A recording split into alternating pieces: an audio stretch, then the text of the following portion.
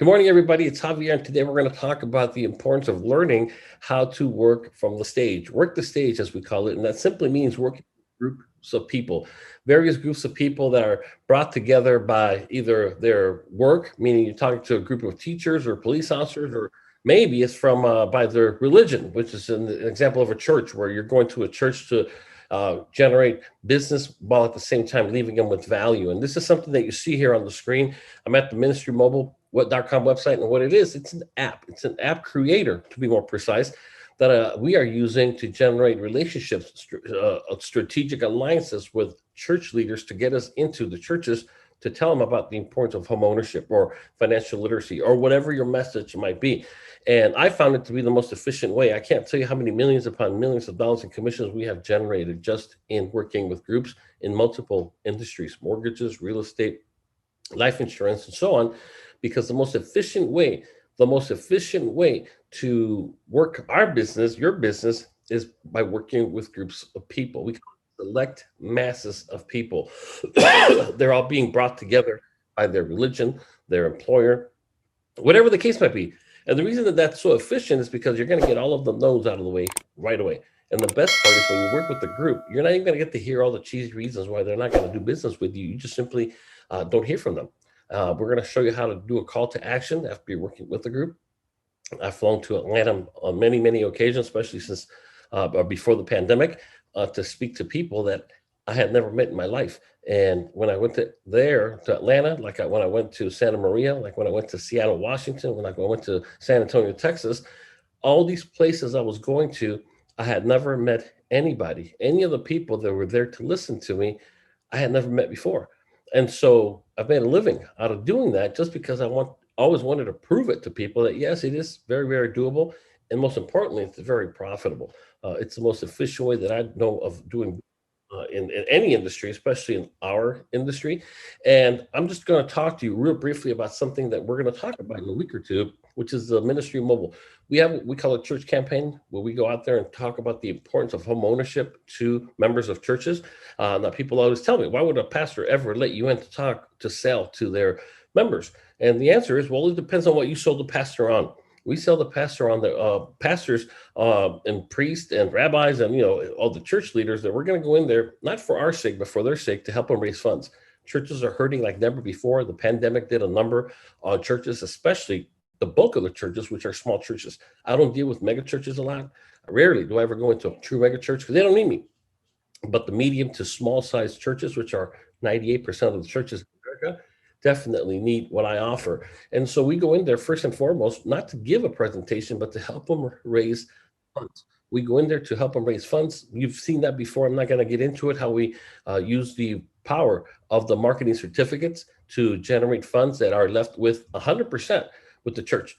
So churches love us. And so we have a lot of key relationships already that whenever I need business, I just simply call them up and say, hey, can I come in this week, do a fundraiser while I'm there like last time? Last time we raised 2,000, 5,000, whatever the case might be. And I want to do another one. And I want to also talk to them about the importance of home ownership. And so they just simply say, yes, we go in there and we do our thing. What we're doing now is we're going back to those pastors that we already work with, and we're offering the opportunity to get a free mobile app for their church where we customize the actual app. It's both on Google Play Store and the Apple App Store, and we customize it. It's their logo, it's their colors, it's their calendar. Literally, they can go in there and click on the e-Bible from the app. People can give or donate, tithe through the app itself. It's connected to their YouTube channel. So if they're live streaming their services, they can do that. It has push notifications, and push notifications simply means that a message pops up like you're seeing on the screen on their phone. It's not a text. It's a push notification, much more powerful. They can do that. It also does what's called geofencing. Geofencing simply means we just draw a circle around a specific area of their church, a mile, 2 miles, 5 miles, or whatever. And as people cross that geographic fence, a message pops up. Welcome to the church, blah, blah, blah, blah, blah. We can also do one when they leave the perimeter or the geofence. Another message, thank you for visiting us today, and so on. It's a super duper, super smart app. And so we're doing it on the other side of the house with FFS. We've been doing it for 6 months now. Alan, our number one church guy, has appointments this week with new pastors that are doing the entire workshop thing just for purposes of acquiring the app that I'm sharing with you for free. The cost to you is 99 bucks, but which is nothing compared to how much you can make off any church. But we were working with the link that for those that were in the previous webinar, saw it for 24.75. I'm not a member of this. I'm not an affiliate. I'm not an agent. I don't get a penny, nothing. I just make money when you make money on the mortgage side, which is what I want to help you do. And so we'll come back and let you know about this as well as we have more and more of the success stories start to come out as well. And so, anyways, for 24.75. I don't know what to tell you. So then the question is, you use this to get into the church, which is actually the easy part. Most people don't know how to do that. Once we get into the church, the next question is going to be, what are you going to do? What are you going to say? How are you going to structure your presentation or your spill, as I like to call it? Because the most powerful presentation you can do is the one that appears to be impromptu, meaning, hey, okay, Javier, coming up here, say something. Oh, okay, I wasn't really expecting to say anything, but now that I'm here, and then I go and do my thing, because I don't like to come out of there without business. I almost never come out without business. And so this is something that you need to learn. Now, it doesn't have to be with churches. It could be working with schools. It could be working with police. It could be working with literally nurses. But it is part of learning how to work with a select mass of people. That was one of the, I'm not going to bore you with them, but I got 10 keys many years ago from my mentor. And one of those keys was, you better learn how to work with select masses of people, which I had no idea what that was. And in the process of doing that, select masses of people, it was the best advice I ever got. And I'm telling you right now, because as you'll see with what I'm going to share with you right now, it's very, very challenging. And we're going to talk about that right now. I'm going to give you the long version, and then I'm going to go ahead and give you the short version of how to communicate to convert. If you are a loan officer, if you are a realtor, every time you communicate with anybody, it has to be with a purpose. You cannot communicate to inform. That's what everybody does. Most people go out there and open their mouths just to let them know that, hey, I'm a realtor in case you need to buy or sell. Okay, sure. Or I'm a loan officer. If you want to refi, let me know. Okay. I mean, you're informing them, but you're getting nothing out of it. And you can only do that for so long before you're broke and out of business and quit. And so you have to understand that if you're going to open your mouth, you have to do that with, as I was taught, murderous intentions. You have to be committed to do your best to convert that conversation to a lead, because that's really all you can do. You're not going to convert it to a sale or a listing or a loan. Excuse me. But you definitely better convert it to a lead. And it's very simple. If you walk away with the other person's information, you did a good job. If you walked away with none of their information, you didn't do a good job. Hold yourself to a very high standard. Don't be the one that is going out there like a social butterfly, sharing your info with the world, thinking you're somehow moving your business forward, you're growing your business, and you don't have anybody's information. You're wasting time is what you're doing, and you're probably annoying people. And so therefore you have to be prepared to understand the power of communicating to convert. And so I can't talk to somebody and convert them to a mortgage or a closing or a commission check on the spot. But if I get their information, I am much, much closer to do that. And I can give you a million examples. How I do it when I talk to police is much different than how I do it when I talk to teachers, which is different, by the way, than when I talk to a group of church members. And that's because every audience is a little different. They have the same needs, but the approach is what matters. And that's why it's important for you to know. If I was to ask you, what group are you specializing in? Who are you focusing on? You have you have to say so. You can't just simply say homeowners, because I'll tell you, well, duh. It's good to, yeah, there might want to be homeowners, but that's not enough. You should start with a message that you can deliver to them from the heart. And let me just share this with you real quick.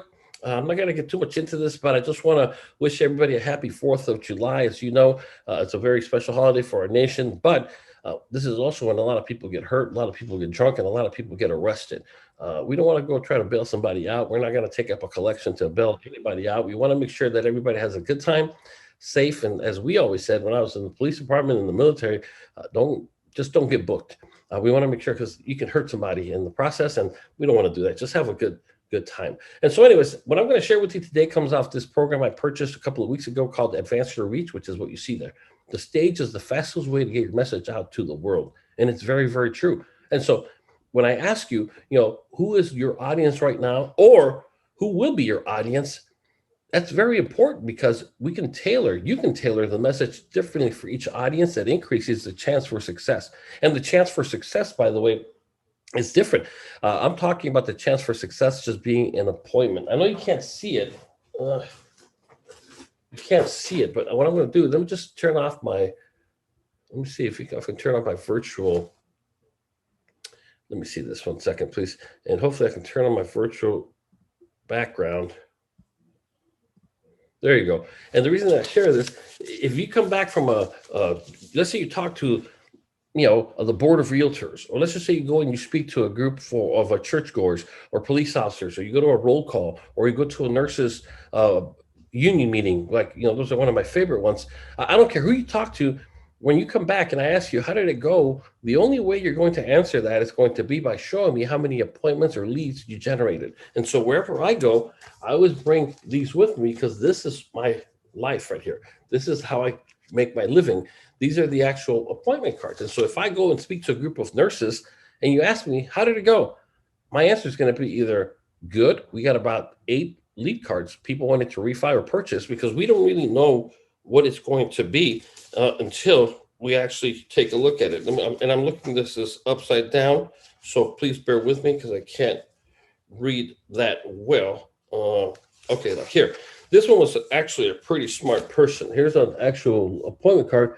And on the bottom, it says, because it usually asks buy, sell, or refinance a home. Thank God they underline refinance. So I know that's a potential refi. But what I'm saying is that most of the time we don't know. But I know that it's in that area. Buy, sell, or refinance a home. And so what I'm saying is if you're asking, how did it go? And even though the presentation went well, they loved me, everything went, but I got no appointment cards. I would honestly tell you it sucked. I got no appointment cards, none. And so that's how you want to rate yourself. Don't rate yourself by how well they were to you or how nice they were to you and how much they say they appreciated you. If for whatever reason you're not walking out with their contact information, something is very, very wrong. And so that's why I'm just saying that it's not about you being bad or you suck at it. No, it's just simply, you just need to know, where do I need to improve upon to do that? And so the way we're going to do this is I'm going to go back. Let me go back over here to this website I gave you. You don't have to purchase it, by the way, because I gave it to you last week, the actual link to this right here. And what this is going to show you, it's literally everything you need to know on how to do that. So having said that, what I'm going to do now, I'm going to go ahead and share with you what I learned in this actual video, if you would, because it's really just a long video class. But I'm telling you right now, if you want to be a successful loan originator, a successful and most importantly, profitable realtor, you're going to have to learn to work the stage. Now, some people think, man, I get stage fright. I'm not talking about physical stage, the FFS, for those that know the financial side of the house, they asked me to do not a speech, but a class, a talk in July, this month, or no, next month. Oh, no, this month, July already. Okay, in July at the convention. So I'm going to go knock it out of the park. I know I am, but I'm not cocky. I'm just being confident that I have a very personal message to deliver this year.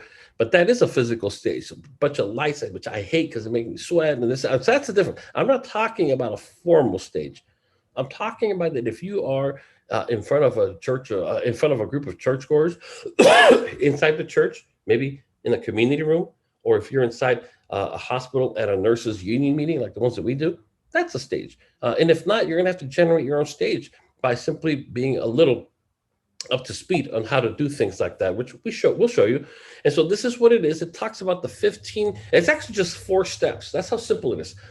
4 steps, but it has 15 key ingredients of a high converting signature talk. So the reason that I tell people is you have to have multiple, and I do mean multiple signature talks, elevator talks, is because sometimes you don't know who you're talking to, or sometimes you do know. So you're going to talk to, I'll give an example. When I talk to police, I don't have it with me, but I don't have it with me. But when I'm talking to a police officer, or when I'm talking to a police department, I should say, I always close it with, look, do me a favor, fill out the card in front of you right now, because we have those sitting in front of them before we get started. It's all part of the preparation. And on it, you'll see a box or a section that says, I'm interested in buying, selling, or refinance a home. Just check off the box and circle which one applies to you. So I'm giving them specific instructions. specific. Because if somebody says I'm looking to buy, I'm not going to deal with the buyer right now. I'm going to split it with the real estate agent that is working with buyers, because I'm not. And so I know right out of the gate, if that's, I'll take the mortgage, but I'm not going to do the showings and all this other stuff. So at least I know what it is that I have. And so when I'm done, I always say, and because now, statistically speaking, only about 5% of the people are going to fill out the stupid form, even if they need, even if they like, even if they want what you offer.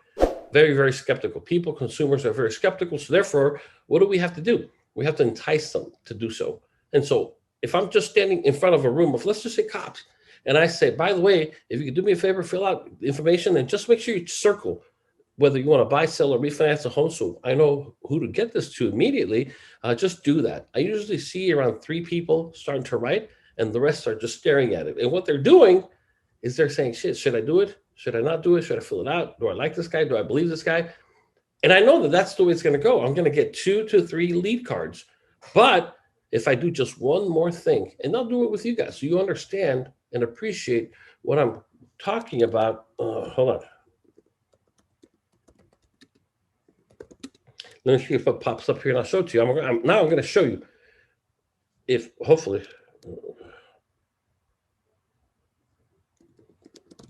I don't know if it'll pop up, but I'm going to try my best. So let me exit this so I can show it to you, because I want you to understand what I'm talking about. You need to understand this. Let's see.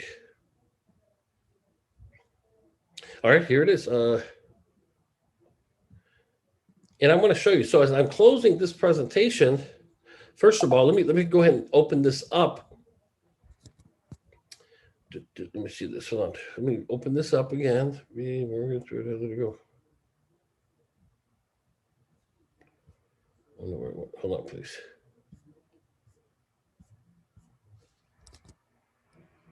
Hold on one second. I just had it. Okay, well, let me just do it again. So what I'm going to do.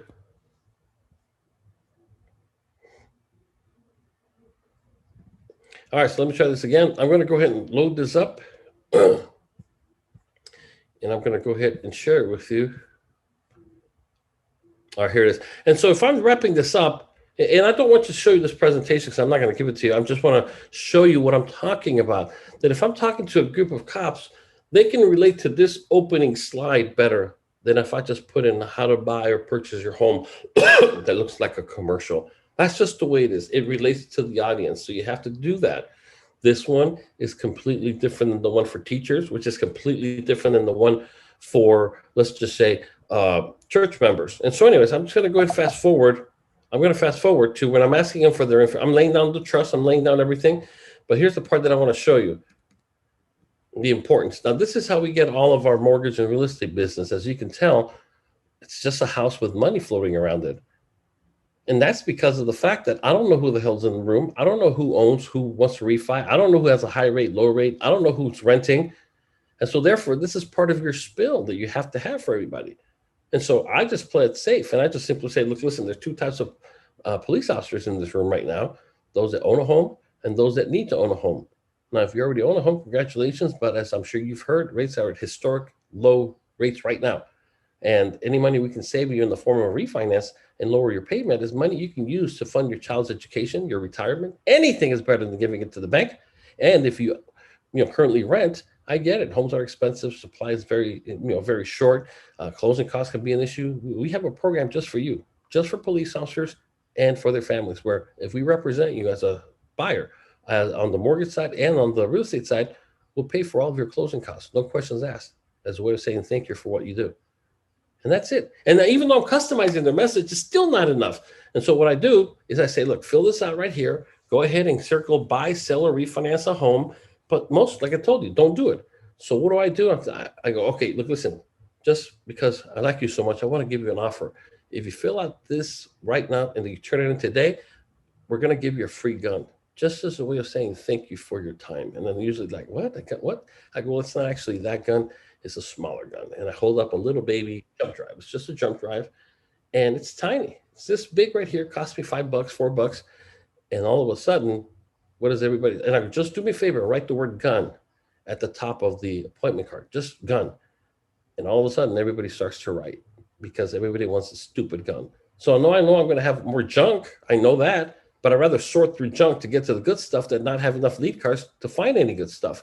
And that's an example of what I'm trying to share with you right now. And so you have to have it. Now, if I go in front of, let's just say, teachers, and I whip out a gun, do you have any clue what would happen if I say, teachers, I have a special gift for you? Click, it's a gun. Do you have any idea? I mean, especially I'm in LA, man. You know how liberal, you know how crazy these damn teachers are out here?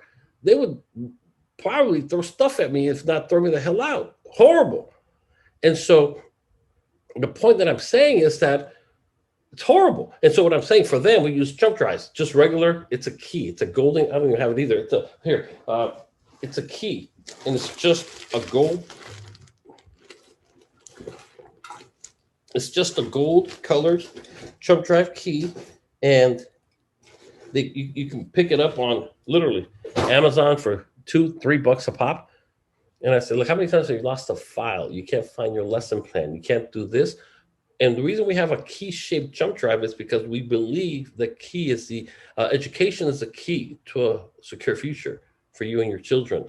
And man, it just goes crazy over a stupid golden key. It's like their golden ticket. So it's different. So you have to learn to do that. And so my question to you is, who is your audience right now? I mean, because you got to go out there with those murderous intentions I was telling you about when it comes to marketing to generate the business. That it's out there. Just so you know, it's out there. And buyers are starting to come back. They were showing how just in right now, literally about 30 minutes ago, San Jose, Silicon Valley, there's a 28% increase in listings now. There's an increase in listings in Southern California, an increase in listings all across the USA. And it's a combination of flippers, a kind of people trying to cash in on what people believe to be the highest prices as they're going to go. The point is that things are changing. So you better learn to work with buyers as well.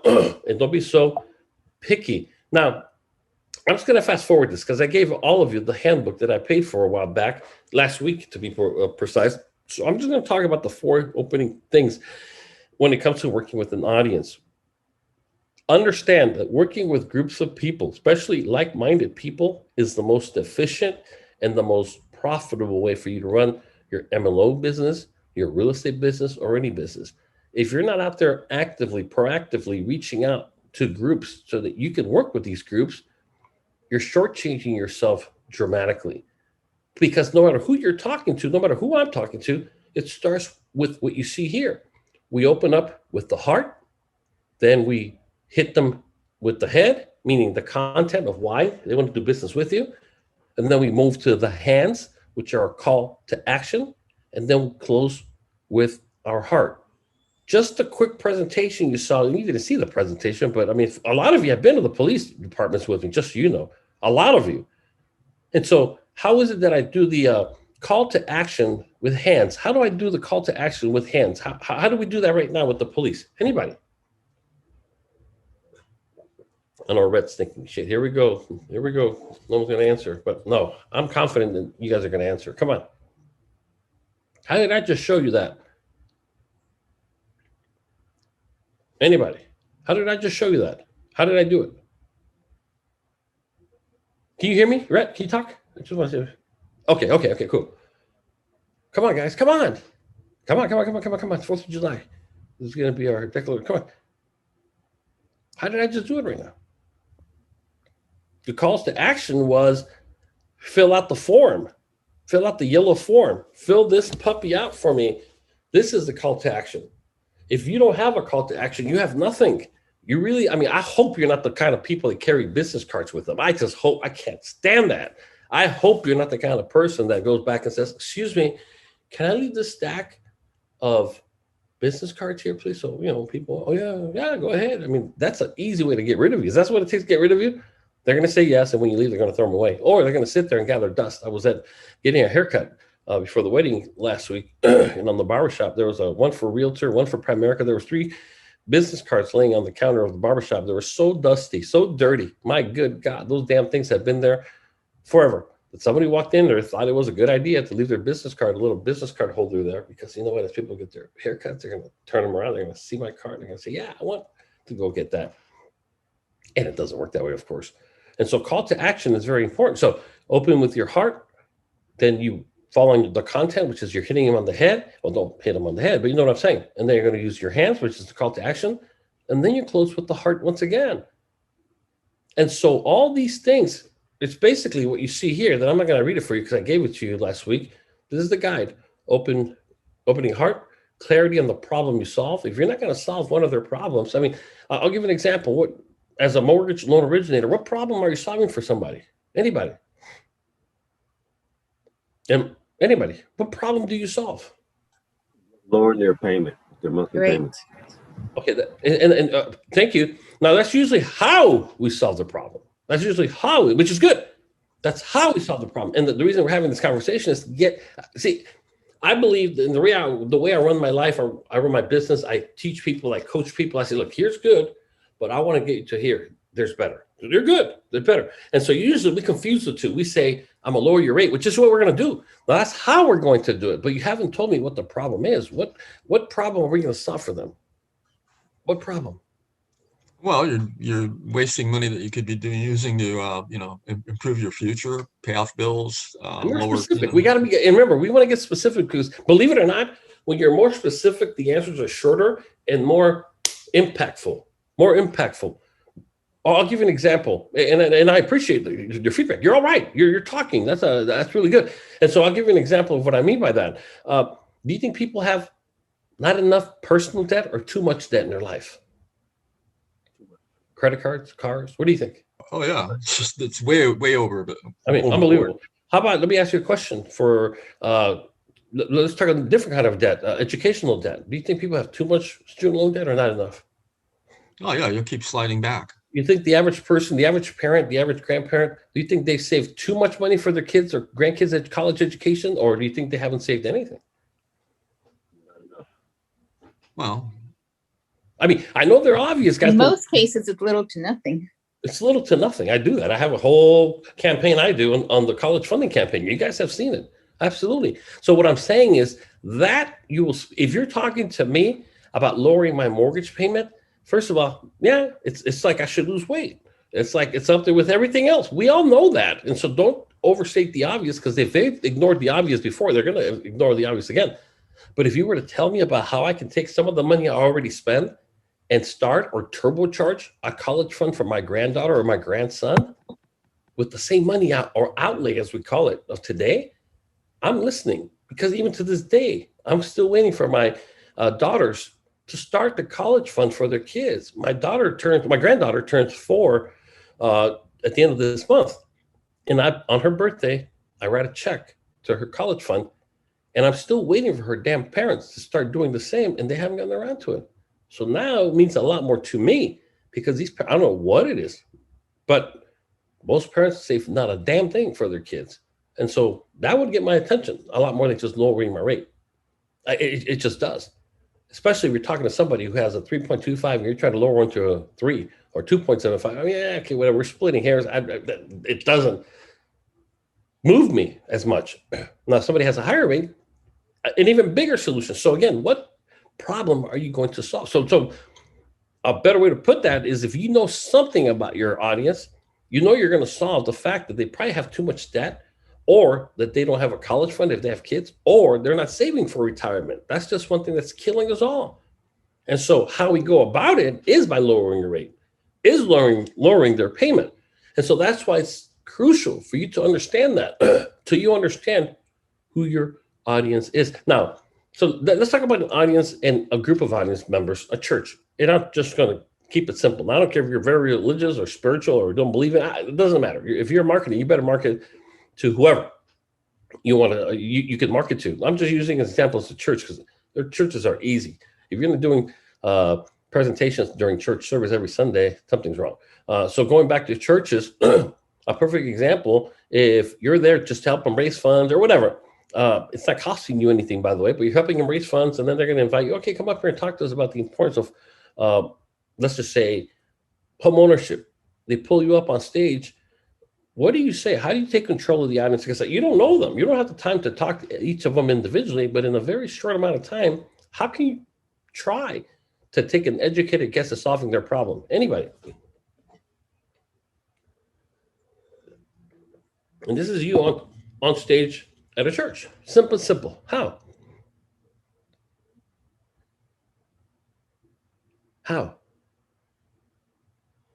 Anybody. And I'm telling you, because if you need more loans or more listings or more buyers, they're sitting everywhere in church every Sunday. They're in police stations, well qualified because they work there. They make good money. The same thing with nurses, the same thing with teachers. Teachers are back to meeting every single Tuesday and Wednesday. Come the fall in LUSC, they're back to full-time meetings so it's super dumb to be hurting for business when you can walk into any of these places and literally come out with, kind of like what you see here. Maybe you can't see it. Thousands upon thousands. So how? Okay, let me ask you another question. What problems do you solve for buyers? Anybody? If you want to work with the buyer, what problem are you solving there?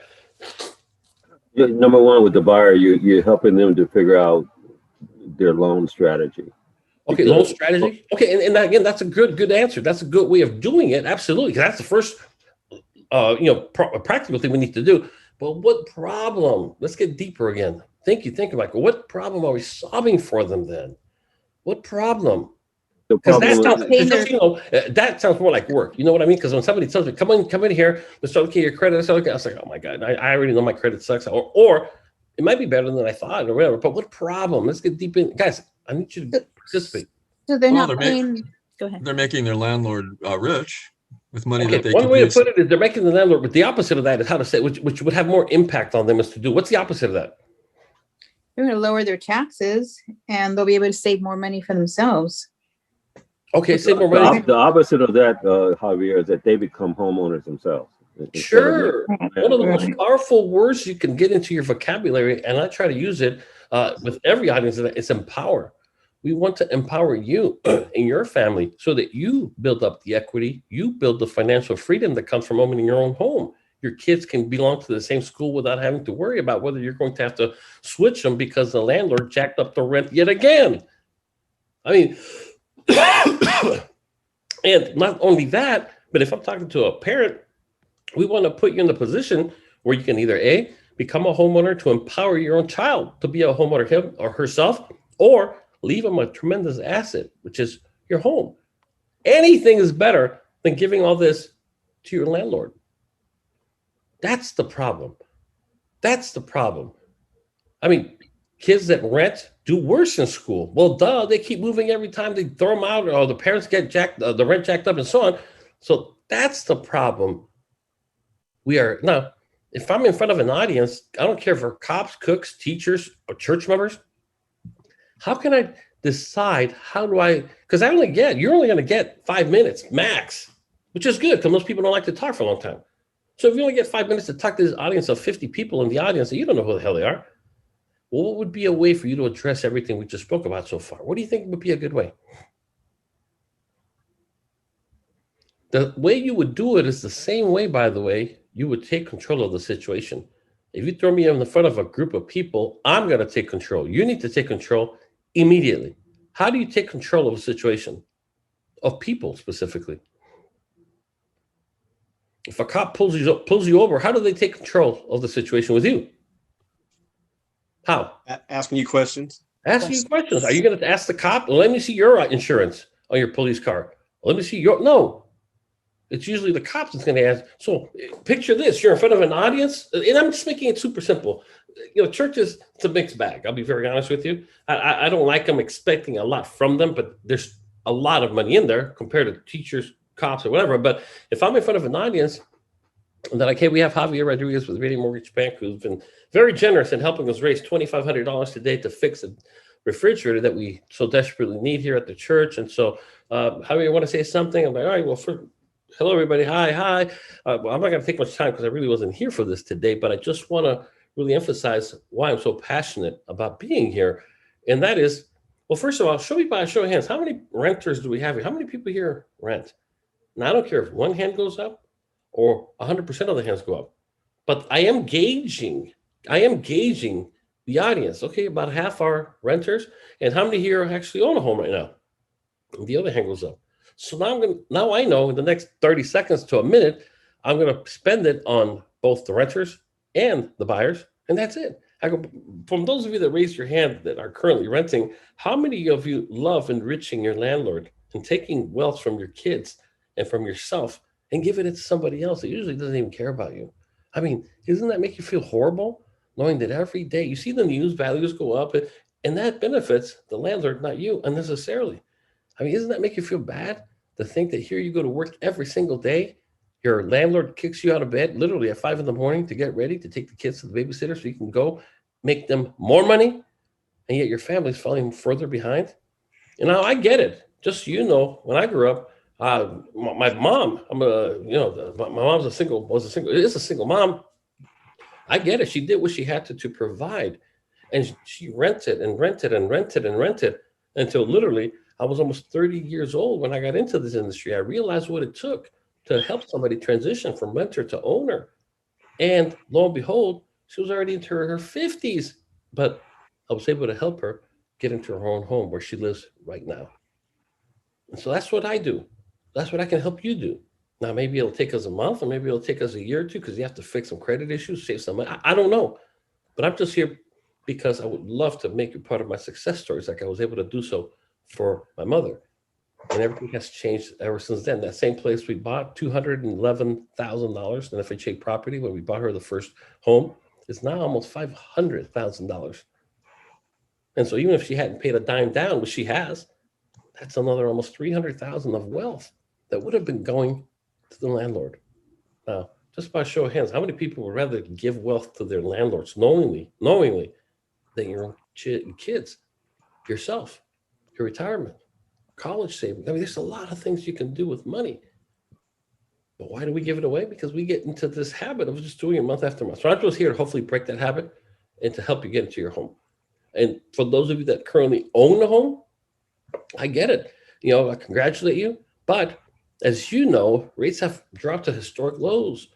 Why not at very least call it and do what's called a rate check? We'll just find out what your rate is. And if it's the best, the lowest, bless your heart, you're good. But what if we could lower your payment $50, $100, $200 a month? And you took some of that money and gave it. Would you rather give $50 a month to your church or to your mortgage company, to your family, to your kids' college fund, or your bank? Makes no sense. But like I said earlier, we're just creatures of habit, and we just have a way of doing it over and over again. So that's what I do. Well, either way, I just wanted to give you a gift. And if you just simply fill out the form that's before you, or you text this to this, or whatever your call to action might be, if you do that, I'm going to give you a special gift just for taking the time to chat with me over Zoom.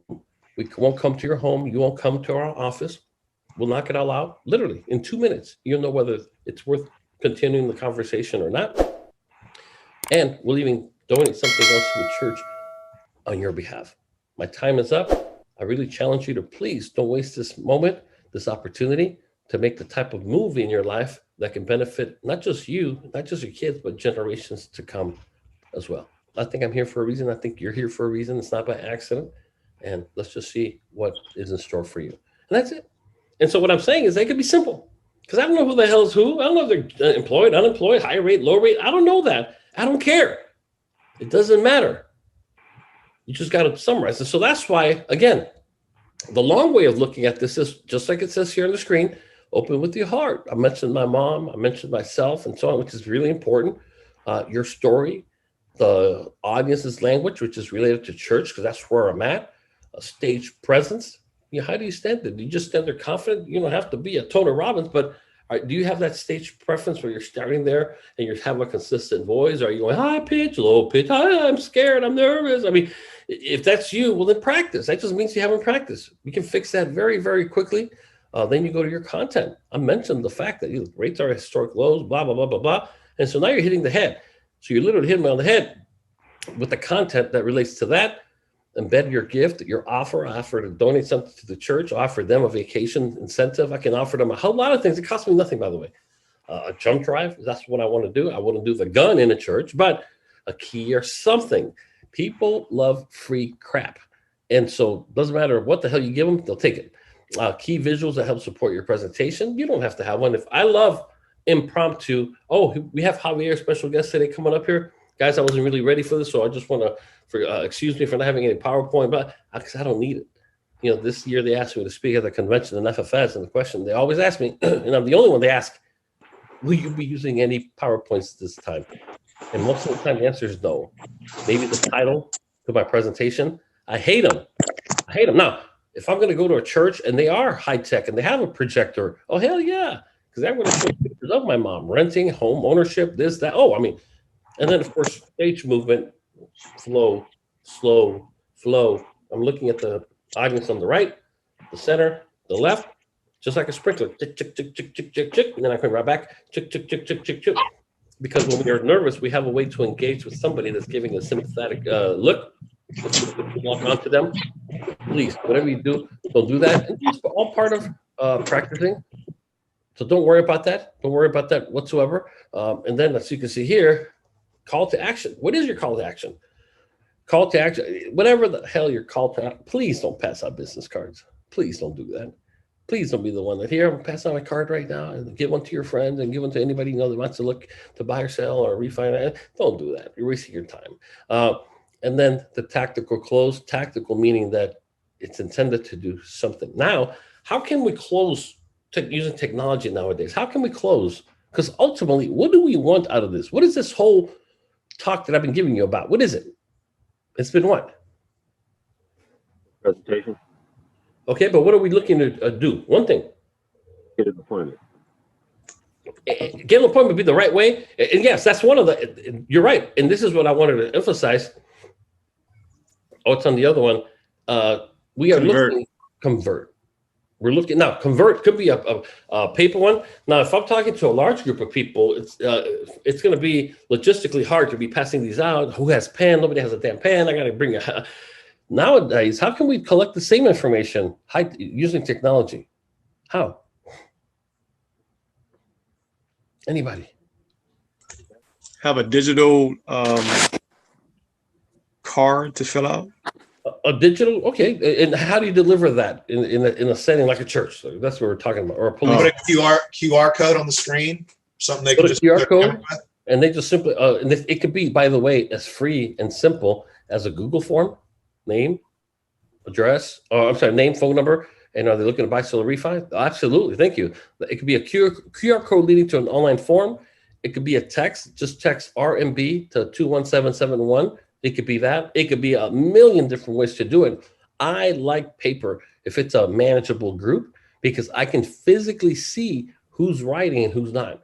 And I know that if nobody's writing on this side, there's usually some decision maker, influencer, shot caller in this little clique that until he or she does it, nobody else is going to do it. So I'm going to go back and say, listen, why would you? And so I'm going because I'm not working on this side. They're already writing. And what I do, you could increase it. If it's not working as well for me, I usually tell them, we'll see, when we see you, we'll give you the gun. But when things are iffy, when you turn in the card right now, we'll give you the gun on the spot. Who gives a crap about the card? About the gun. $4, $5. Who cares? And so that's why you want to make sure you do that. So in closing, like I said, this is the whole thing. I gave you guys this handout last week. I want to thank Gary Rodriguez. He was the only one that emailed me his speech, if you would. I challenge everybody to have one, have a generic one, and don't underestimate the power of customizing your message to your audience because, like I said, it could be a slight difference that makes a big difference. If I'm talking to teachers, I'm giving them a jump drive of a key because education is the key to a secure future. If I'm talking to cops, I'm giving them a gun. And that's just making that adjustment. Cops don't care about the jump drive. They care about the stupid jump drive in the shape of a gun. If I'm talking to, and so that's what I'm saying. No matter who you're talking to, my recommendation to you is to learn to leverage the power of groups. Group presentation is where it's at. You can see 60 people in one shot. 50 will tell you to go pound sand right out of the gate. 10 will make an appointment or give you their information. 3 will close a deal, and you're good. You didn't even feel the sting of the no's because they just simply ignored you.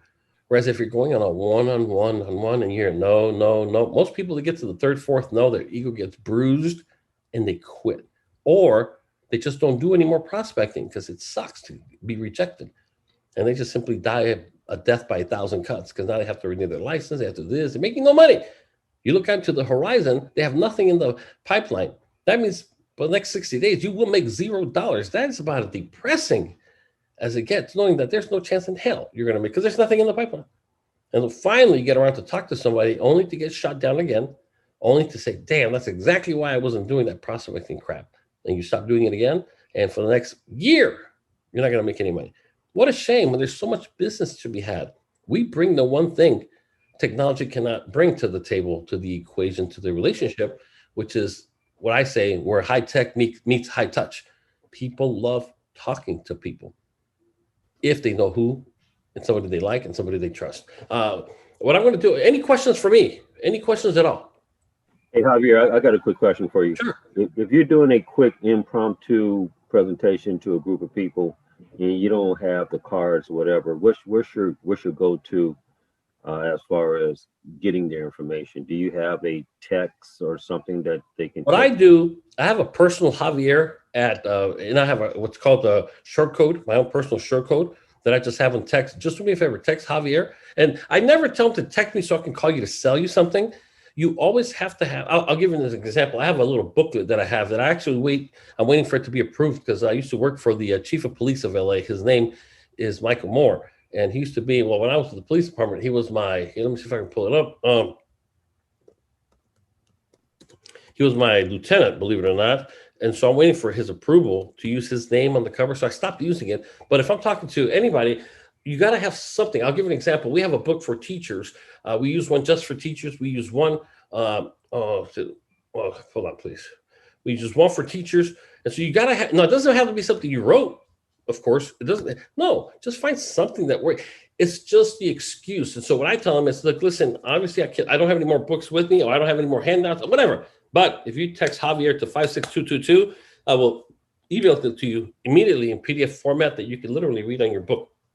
And so no matter, or if I'm out of guns, by the way, we're going to give you a gun and I'm going to swing by the front desk at the police station and drop it off for everybody. I just need to know how many, because obviously I don't bring them to the schools. So do me a favor and just go ahead and let me give my number. So on a fail-proof, no technology or low technology, just to have everybody whip out their phones, because it's easier to do that.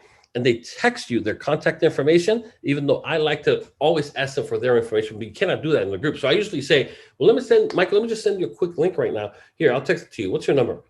And I do that. And so, like I said, I don't like to bug people too much. I don't believe in that. I think people that bug are people that are, or they smell desperate, if you would, or they come across with that commission breath that you just need to make money like right now. I don't like that. I think all of you bring a lot of value to the table. You just don't know how to communicate it sometimes. And that's what I want to change. So text them is the best information because you get their information first. And what I do is I reach out to them 3 times. I say, hey, it's Javier from the roll call yesterday, or from the police, or from the teachers meeting. I just want to make sure that you got my list of things that I need. If they ignore me 3 times, I just move on. Done. I don't have time for that. I really don't have time for that. Okay, so how do you set that up? Like text whatever to Javier? Is that something? Yeah, so either, I mean, ideally, I want to collect their information. So I would tell them, look, do me a favor and text Javier to 56222. They text it and they get what's called an auto reply. This is Javier. Got your information. I'll be in contact with you soon. This is my number. Please save it so when I call you, you know it's me. That's nothing you don't want to do. You don't want to. But how do you set that up? Is that something you can set up on your phone? I'll give you an example. I'll give you an example. And I appreciate the question. So any questions that are asked, I always want to do my best to give you the answer. So what I'm going to be, here's what I do. And there's a bunch, but I use a company called Mobile Text Alerts. This is what Mobile Text Alerts. And so what I'm going to do is I'm going to log into my page here. And so what you see here, these are called keywords. And so these are keywords that I have, FFS, from this company, R&B, whatever. So whenever anybody texts their information here, they just simply text power to 81257. I can't say anything, Javier. Are you trying to show it to me? Thank you. Okay, here, let me go back over here. And so what I'm doing is, let me go back over here. I just went to a website called mobiletextalerts.com, which is the one, I mean, this is just mine. I mean, there's a million of them out there. And so let's see. Okay, so what it is here, I just log in and there's a thing called opt-in words. You see what this purchase word? Yeah. So I can click in there and let's just say I want it to be, which is probably taken. And then you can add it in and add to a contact group, which whatever. And these are just different ones. You can have MLOs, you can have whatever, and then send an auto response. Hey, got your info. We'll call you, and then you just simply go in here. Well, I don't want to buy it, but so when they type in Michael, they're going to get this response automatically, and then you're going to get a message as well and an email. And so Got it. that's how you have their information, and you'll know who it was because the message will come from their phone number as well. Oh, got it. So it's called mobiletextalerts.com. Yeah, that's what I use. And there's a bunch of them. This one's $5 a month per word for your custom word, like Michael or whatever, or realty, if you want to call it that, or mortgages or whatever you want to call it, customers, whatever. But it's the word. Just keep it short and keep it to one. Too many people type in Michael MLO, and when they type in Michael MLO, the auto correct feature on their phones will put a space between the two, and it won't work. Been there, done that. One word. All right. Thank you. I appreciate that, man. Cool. Anybody else? Questions, comments, concerns for me before I hand over to Rhett? All right. Well, what I'm going to do at this time is hand it over to Rhett for a quick update, and then we'll go ahead and call it a day. Rhett, it's all yours, sir. Thanks, Javier. Good morning, everybody. A couple things real quick. Most of you should have received, if you have a Radiant Bank email, you'd have received some information last week regarding FHA's new guidelines for student loan debt. So we can now use, instead of using 1% payments for student loans that either are showing zero payment or showing deferred status, we can now use 0.5% rather, not 5%, 0.5%, which will dramatically change some of your clients. I know in the past, actually just recently, we've had several pre-approvals come in where the borrowers had many thousands of student loan debt and weren't able to qualify them. And by going back and hitting them with just half the payment that we were qualifying for them originally, we were able to get them pre-approved and moving forward. So something, yes. I'm sorry, I have a question on that 0.5%. How long though do we stretch that out? Like how long for that payment if we're trying to calculate? Well, we hit them for the payment, where it's not about stretching it out. And if it's deferred status, don't we add the 0.5% and have to assume that they're going to make a payment? Like when we're doing a calculation on the you're assuming they're going to make a payment debts forever as far as pre-qualification is concerned. We don't care how long it is. You don't have to put a time frame. You're just putting a monthly payment. So a lot of credit reports show zero payment. If the credit report shows a payment, we can now use that payment. Right. If the credit report does not show a payment, then we would hit them for 0.5%, where it used to be 1%, and that's what would count towards their DTI. So right, but let's say they have a balance of $10,000. Don't care. So how would you divide that for monthly payment though? It could be $500. I'm going to hit them for $2.50. Okay, got it. Okay. Okay. Thank you. Yeah, I don't care about the balance. It's not about. I think you're thinking like, well, if there's less than 10 payments left, you don't hit them for the payment. I was trying to figure out how do I calculate what the payment would be. Like if I'm adding. Oh, you take the balance times 0.5%. So if the balance is $5,000, okay. You take it times 0.5%, so it'd be $25. Got it. Okay. Okay. Yes. Thank you. All right.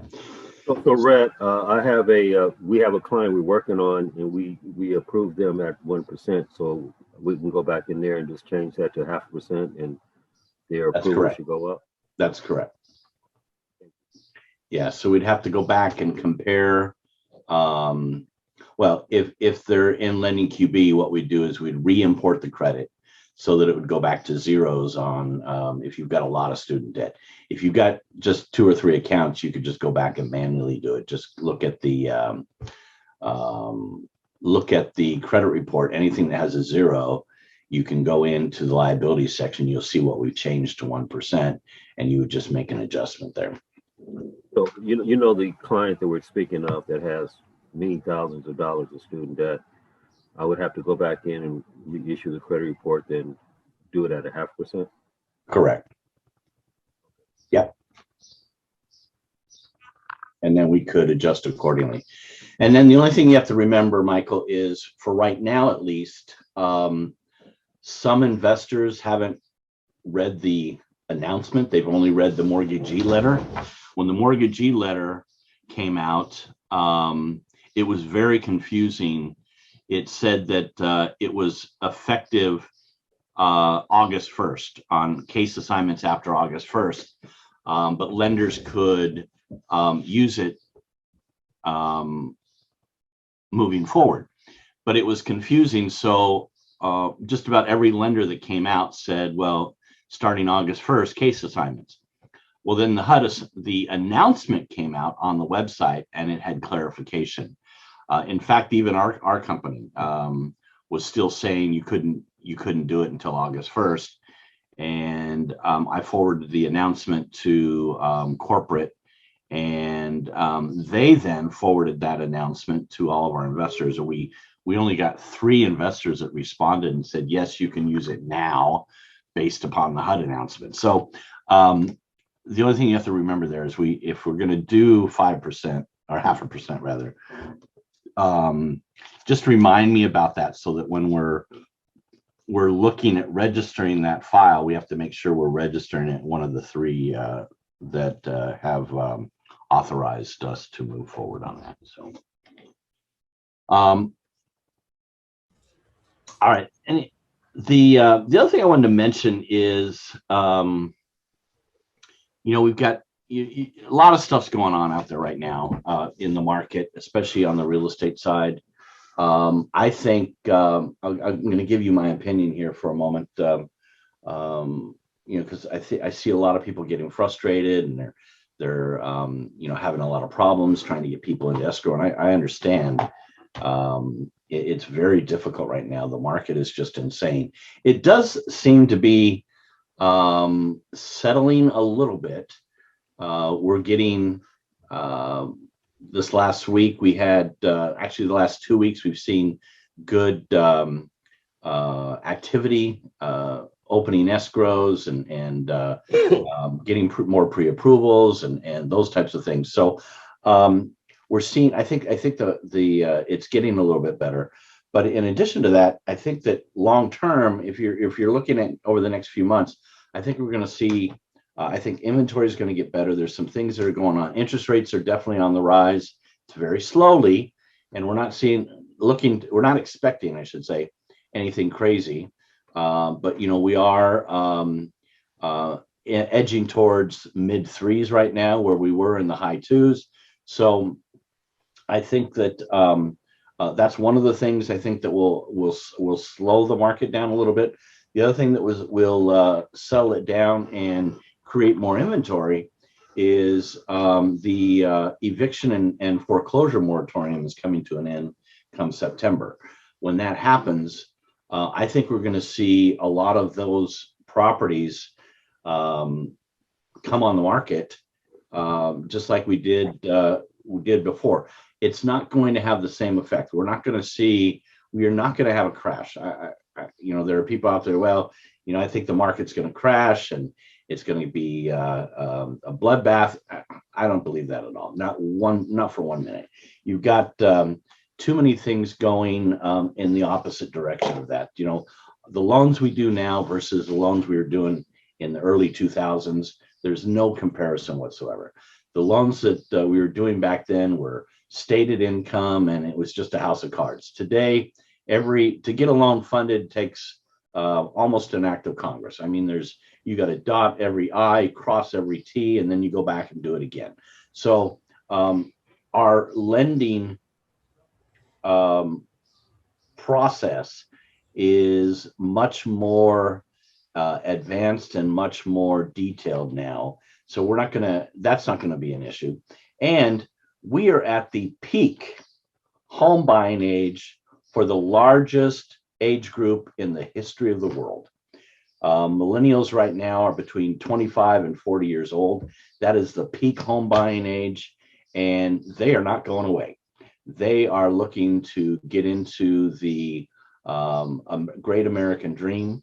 You know, over the last 50 years, the best way to build wealth is through real estate. Now, over the last 8 months, the best way to build wealth is Bitcoin. But over the last 50 years, it's been real estate, and it will always be long-term real estate. Like Javier was talking, bought the house for his mom at $211,000. Now it's worth $500,000. I mean, I could tell you story after story after story after story just like that. You cannot work hard enough to make the same amount of money as you can if you go out and buy property. Now, the other reason I think inventory is going to get better, and is it especially good for us and for our realtors, is that we're going to have more of that inventory is going to go to primary homeowners. Why do I say that? 2 months ago, Fannie Mae and Freddie Mac changed their guidelines on non-owners and second homes. And, you know, we're always competing with investors.